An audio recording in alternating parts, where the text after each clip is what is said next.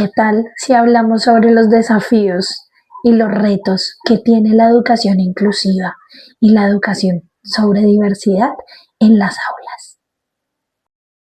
Y entonces, ¿qué pasa en las aulas? Bueno, hoy día en las aulas nos encontramos con niños y niñas que tienen diferentes necesidades, tienen diferentes maneras de aprender, diferentes maneras de relacionarse con el entorno, entender el entorno que los rodea, y esto pues es lo que nos lleva a hablar de inclusión, porque inclusión no solamente es pensarse una escuela y garantizar que todos los estudiantes estén en ella, sino que es visibilizar a todas aquellas personas que hacen parte de la comunidad y que estas personas que hacen parte de la comunidad se sientan valorados, se sientan visibilizados y se sientan respetados, que es lo más importante. Yo encontré 4 grandes retos que tenemos en las aulas en cuanto a la inclusión y a la diversidad del aprendizaje. El primero es la atención a los estudiantes con diferentes necesidades del aprendizaje. Uno de los mayores retos es lograr estar capacitado para acompañar y guiar al estudiante que lo necesita de la mejor manera. No solamente guiarlo, sino también reconocer y hacer visible esa necesidad que él tiene sin que se sienta excluido, sin que se sienta señalado, sino que se sienta parte de la comunidad educativa. Cuando hablamos de la atención a las diferentes necesidades del aprendizaje y el reconocimiento de las necesidades de los y las estudiantes, también estamos hablando de la creación de estrategias para este aprendizaje. No es lo mismo crear estrategias para niños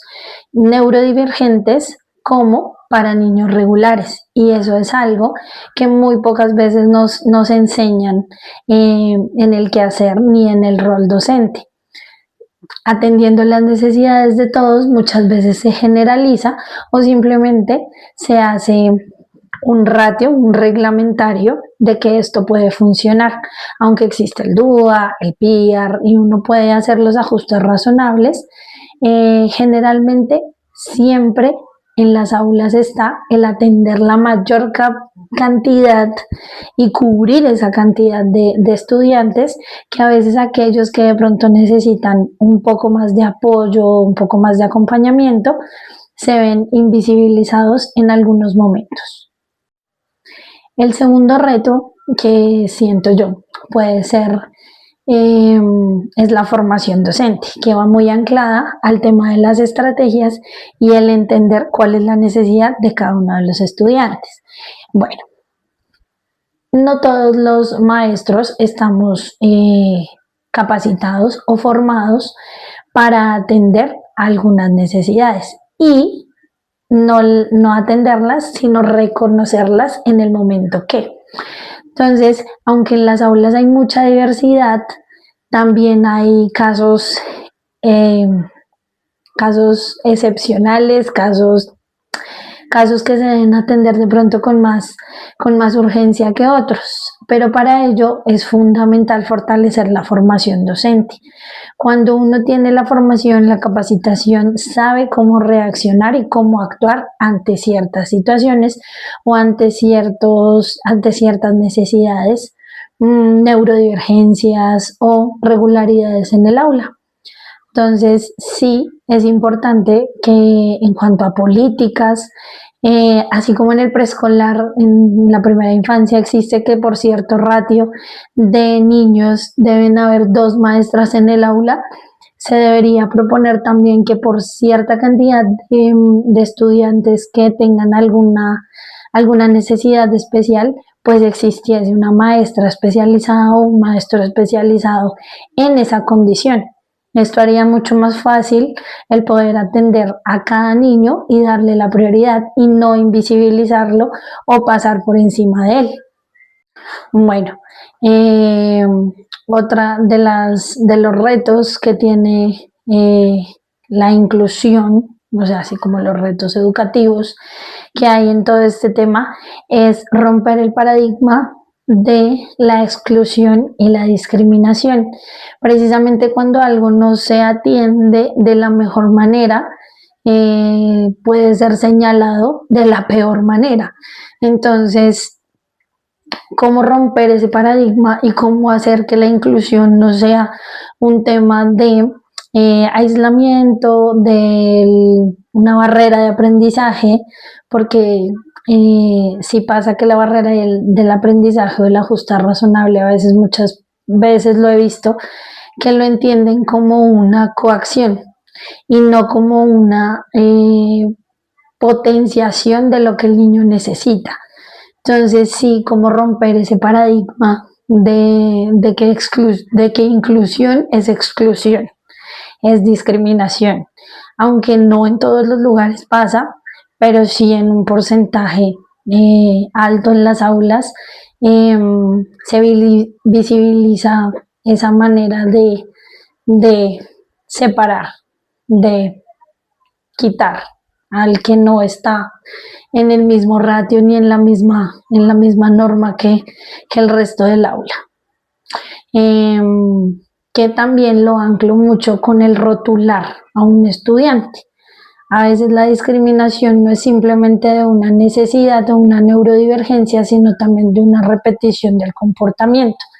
Entonces, como también a veces como maestros caemos en esa rotulación de el niño que no hace caso, el niño que no escucha, el niño que siempre se le dice y no lo logra.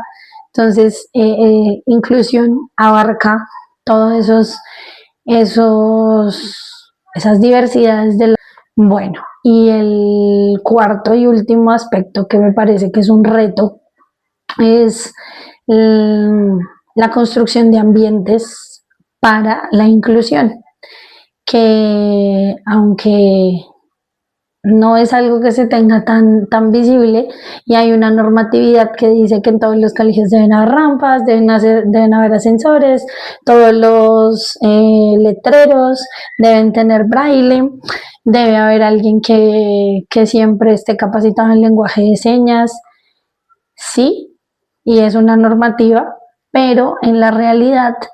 como eso también no se cumple. Alguna vez trabajé en un colegio que tenía rampa, tenía ascensor y el ascensor nunca estaba habilitado, tenía la llave de la activación una sola persona. Entonces, si algún niño la llegaba a necesitar, ¿qué ocurrió? Que un niño estaba en silla de ruedas porque se había lastimado, eh, pues no se atendía realmente esa necesidad y era un caso aislado a una situación de pronto de una condición física. Entonces, cómo los ambientes realmente, los ambientes de aprendizaje logran potenciar a los niños, cómo logran ser inclusivos, cómo el niño no siente que el aula está pensada para otros, sino para todos. Entonces, mmm, que la normativa no sea solamente los colegios tienen que estar sí, como capacitados de ciertas cosas, sino que los colegios tienen que ver la realidad del niño y la necesidad del niño para adaptar algunas situaciones. Claramente los niños con alguna condición o alguna neurodivergencia van a poder estar en la comunidad y van a poder estar fluidamente en el espacio, pero también como el aula empieza a tener estrategias mínimas para que ese niño tenga un ambiente tranquilo, seguro, transitorio, que lo haga sentir pues en casa, como una segunda casa, sin lo que decía anteriormente, sin sentirse señalado o sin sentirse rotulado. Bueno, y tres conclusiones para finalizar, que son, Los retos de la diversidad, sí, en el contexto educativo, nos invitan a reflexionar, a pensar, a replantear, a revisitar todas aquellas cosas que hacemos en el día a día del docente, en nuestro rol, con ese ojo crítico. eh, y a lo que nos lleva a reflexionar es que la escuela definitivamente tiene que ser ese, esa congregación y esa masa perfecta de humanización, de ver al otro, de mirarlo a los ojos, de entenderlo, de sentirlo cercano, de no de una igualdad, sino también de una equidad, de que todos puedan participar sin sentirse excluidos. De igual manera, también el rol del docente. Claramente hay muchas cosas que atender en el aula, hay también mucha burocracia que hay que atender, mucho papeleo, mucho llenar formatos y eso lo que hace es a veces coaccionar un poco ese rol del maestro, donde ya no estoy tan cercano, sino que tengo muchas cosas que hacer y es más importante entregar el informe, el avance, el, la lista con ciertas cosas, las notas, que mirar a los niños a los ojos, que comprometerme con la educación de los niños, que la práctica pedagógica sea un poco más lineal y no que yo pueda hacer una cátedra libre, que eso de la cátedra libre me lleva a mí a veces a de pronto a explorar otros ambientes con los niños, donde los niños también pueden sentirse libres, eh, con el respeto de los límites, pero pueden tener una mente y una creatividad más abierta,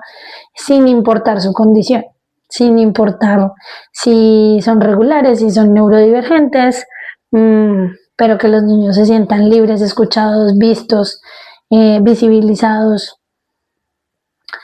Y eso,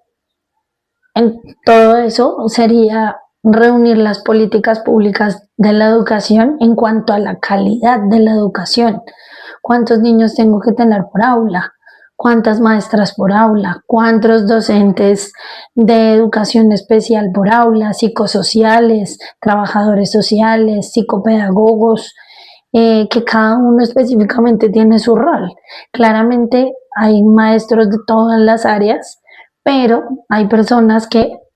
tienen un punto especial para apoyar y para hacer que ese niño se potencie, que ese niño se eleve, que ese niño salga adelante y logre sus metas a su ritmo y a sus capacidades. Pero sí hay que replantear muchas cosas de la calidad de la política pública porque aunque queremos cumplir la lista y la asistencia y los currículos y tenemos que llenar un DUA y un PIAR y hacer un ajuste razonable, pero también pues tenemos que acercarnos, tenemos que hacernos más humanos, más visibles, sentirnos, estar cerca para que todo sea y funcione, porque de eso se trata, ser maestro de inclusión, ser más humano, entender, empático. Entonces, pienso que todas estas cosas reunidas pues son retos, pero también son cosas que en algún momento se pueden lograr.